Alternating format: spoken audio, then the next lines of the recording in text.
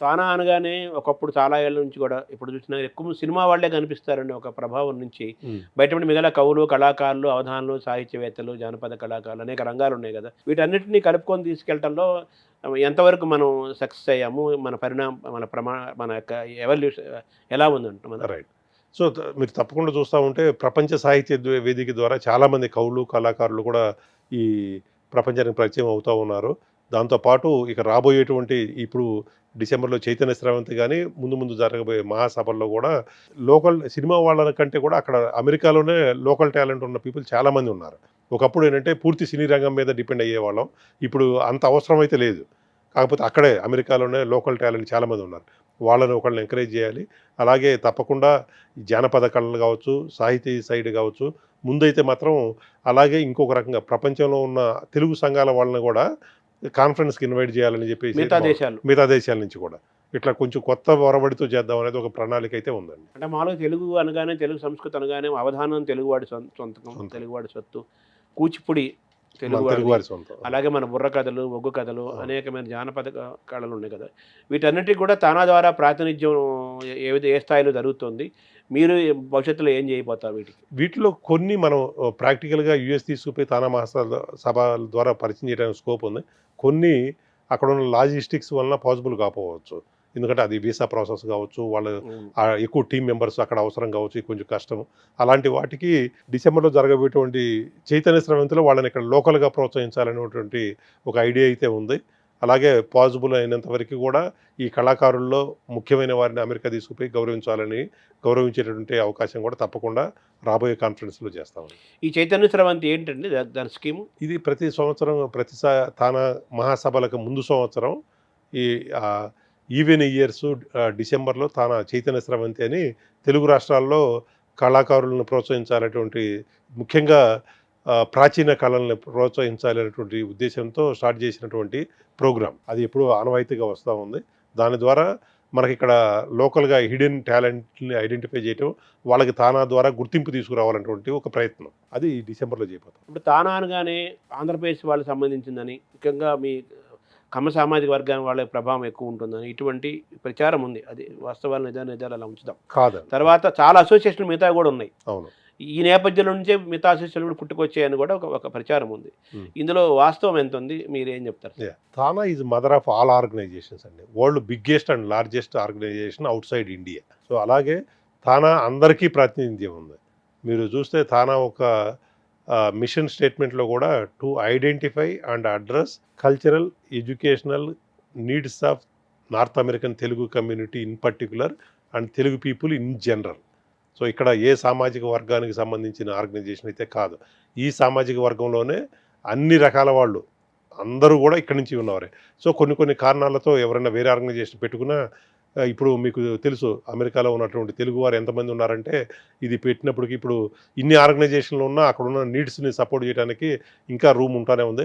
ఆర్గనైజేషన్‌ల పేరేదైనా తానాకి ఏ organisation పేరు ఏ activity చేసినా తానా వాళ్ళు అమెరికా వాళ్ళు చేశారంటే తానా వాళ్ళు చేశారనేటువంటి గుర్తింపు తానాకుంది. ఆ ఖాతాలోకి ఆ వెళ్ళిపోతుంది. ఖాతాలోకి వెళ్ళిపోతుంటది. అదే. దాంట్లో గుర్తింపు ఏంటంటే అందరూ ఉన్నారు. అన్ని సామాజిక వర్గాల వారు గూడా లీడర్‌షిప్ దగ్గర గాని, మెంబర్స్ దగ్గర గాని అన్నీ ఉన్నారు. కాకపోతే ఎక్కువ ఎవరు కనపడుతుంటారో ఆ బ్రాండింగ్ ఒకటుంటది కాబట్టి దాంట్లో కొంత అదే. కొంత నిజమున్నా పూర్తి అయితే నిజం కాదు. అంటే యాక్చువల్‌గా ఇప్పుడు కాకల సుబ్బారావు గారి నుంచి ఇంతవరకు ప్రయాణాన్ని చూస్తే కమ్మ సామాజిక వర్గం కాకుండా మిగతా వాళ్ళు ఎవరైనా అధ్యక్షులుగా చేశారా? చేశారు కదా! దశరథ రామిరెడ్డి గారు చేశారు. హ్మ్. చాలామంది వేరే వాళ్ళు గూడా చేశారు. కానీ ముద్ర పడింది. ముద్ర పడింది. ఎక్కువ మంది వీళ్ళు చేశారు. అదే. సో, దాంతో ముద్ర ఆటోమేటిక్‌గా అలాగే రాజకీయం కూడా ఎక్కువ తెలుగుదేశంకి సపోర్ట్ చేయటం కూడా ఒక ముద్ర కారణం అంటారా? దాన్ని ఎలా చూడాలి? ఏ ఆర్గనైజేషన్‌లో ఉన్నా గూడా వాళ్ళ పొలిటికల్ అఫిలియేషన్ ఈజ్ డిఫరెంట్. అవును. సో, దీంట్లో ఉన్నవారు అందరూ ఒకటే పార్టీలో ఉన్నారని చెప్పడానికి కూడా లేదు. కాకపోతే మెజారిటీ పీపుల్ ఉన్నదాన్ని బట్టి ఒక అఫిలియేషన్ అనేది క్రియేట్ అవుతా ఉంటది. అట్లా వచ్చిందే గానీ, దీంట్లో కూడా అన్ని పార్టీలోళ్ళు ఉన్నారు. అందరూ ఉన్నారు. సో, కాబట్టి ఒక పార్టీకనే కాదు. హ్మ్. తెలుగువారికి ముఖ్యంగా అమెరికాలో ఉన్న తెలుగువారికి అవసరమైనటువంటి సేవలు అందించడమే తానా ఒక ఉద్దేశ్యం. అంటే ఈ తానా అనేసరికి మీరన్నట్టుగా ఇప్పుడు ఈ ఈ ఈ ప్రచారాలు ఉన్నాయి గదా! విమర్శలు ఉన్నాయి గదా! హ్మ్. ఈ తెలుగుదేశంకే వీళ్ళు సపోర్ట్ చేస్తారని, హ్మ్. కమ్మ వాళ్ళ ప్రభావం ఎక్కువ ఉంటుందని, అంతా వాళ్ళే ఉంటారని, హ్మ్. ఆంధ్రప్రదేశ్ వాళ్ళే ఉంటారని ఇలా బాగా ప్రచారం ఉంది. హ్మ్. వీటి నుంచి బయటకు తీసుకొచ్చి దీనికి ఒక ప్రత్యేకమైన గౌరవాన్ని ఇది అందరిది అనేది తేవటం కూడా అవసరమే గదా! అంటున్నా తప్పకుండా. సామాజికంగా. మీరు ఇప్పుడు గమనిస్తే ఇక్కడ తెలంగాణకి సంబంధించిన వాళ్ళు కూడా తానాలో ప్రెసిడెంట్స్ అయిన వాళ్ళు ఉన్నారు. ఖమ్మం జిల్లా నుంచి వచ్చారు, రకరకాలుగా తెలంగాణ వారు ఉన్నారు. అలాగే ఆంధ్రప్రదేశ్ నుంచి ఉన్నారు. కాకపోతే ఎక్కువ తక్కువలు ఉండడం వల్ల బయట చూసే వాళ్ళకి అట్లా అనిపించచ్చు. ఈ తానా ఈజ్ ద ఓన్లీ ఆర్గనైజేషన్. ఈ స్టేట్స్ బైఫర్కేషన్ అయినప్పుడు కూడా తానా మాత్రం ఏకతాటి మీద ఉంది. అమెరికాలో తెలుగు వాళ్ళు ఎంతమంది ఉంటారు? నాకు నంబర్స్ కరెక్ట్గా తెలియదు కానీ చాలా లక్షల్లోనే ఉన్నారండి అమెరికాలో. ఎక్కువ నార్త్ అమెరికాలో ఉన్నారా? ఎక్కువ నార్త్ అమెరికాలోనే ఎక్కువ మంది ఉండడం. అదిను డల్లాస్ లాంటి సిటీస్లో అయితే తెలుగువారి ఏమంటారు మన పాపులేషన్ వైజ్గా డల్లాసపురంగా చేసేసి తెలుగు వాళ్ళ డామినేషన్ ఎక్కువ అయిపోతుంది. విజయవాడ గుంటూరు అయిపోతున్నాయి. విజయవాడ గుంటూరు లాగా అది డల్లాస్పురం చేశారు. ఎంతమంది ఉన్నారు సార్ తానాల మెంబర్స్ సభ్యులు? 80,000 మంది ఉన్నారు. మీరు టేకప్ చేసేటప్పటికి 76,000 అట్లా ఉన్నారు. లాస్ట్ 4 నుంచి 4,000 పెరిగారు. అంటే తానా ఇంతమందిని మన సభ్యులు పెంచాలని ఒక లక్ష్యం ఏమైనా పెట్టుకున్నారా మీరు? మేము అంటే ఇది వాలంటరీగా వచ్చి చేరేవాళ్ళు ఎప్పుడు వెల్కమే. కాకపోతే అప్పుడప్పుడు ఎప్పుడైనా రాజకీయమైన ఇంట్రెస్ట్ వచ్చినప్పుడు ఇంకా ఎక్కువ చేరుతూ ఉంటారు. అది కాదనలేని సత్యము. డెఫినెట్గా ఇది మెంబర్షిప్ పెంచాలనేది ఉద్దేశం కాదు.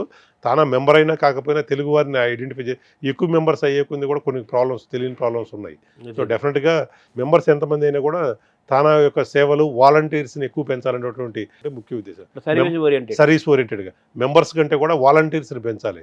ప్రతి సిటీలో కూడా ఏదైనా ఇష్యూ కానీ ఏదైనా అడ్రస్ చేయాలనుకుంటే తానాలకి కానీ తెలుగువారి ఐడెంటిటీ ఉండాలంటే వాలంటీర్స్ ఉంటే ఆటోమేటిక్గా ఆర్గనైజేషన్ చేయగలిగినటువంటి సేవా కార్యక్రమాలు పెరుగుతూ ఉంటాయి. వాలంటీర్స్ని పెంచాలనే ఉద్దేశం ఉంది కానీ మెంబర్షిప్ని పెంచాలనేటువంటి ఉద్దేశం మనకి లీడర్షిప్గా లేదు. ఇప్పుడు అమెరికాలో తెలుగు భాషా సంస్కృతులు ఏ విధంగా ఉన్నాయి?